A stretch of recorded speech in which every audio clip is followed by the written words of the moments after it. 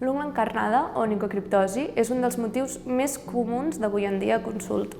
Apareix quan una zona de l'ungla es clava dintre la pell, produint molt dolor, inflamació i un envermelliment de la zona. A més, pot derivar en una infecció.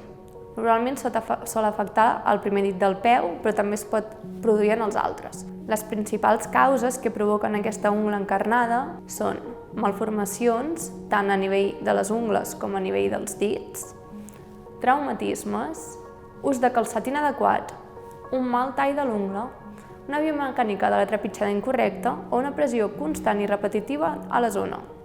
Els principals tractaments hi ha dos tipus.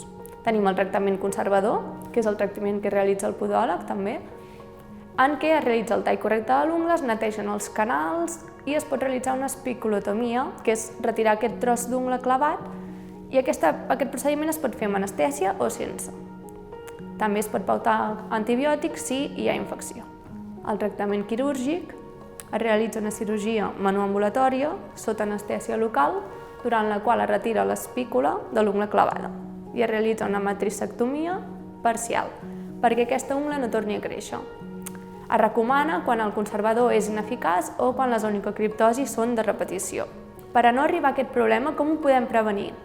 Per prevenir l'onicocriptosi podem fer diverses coses. Tallar bé l'ungla, el tall ha de ser recte i hem d'evitar arrencar-les amb els dits. Acudir al podòleg per realitzar quiropòdies periòdiques i controlar el creixement de l'ungla. I utilitzar un calçat adequat de pala ampla. També cal revisar amb freqüència els peus, especialment si ets diabètic.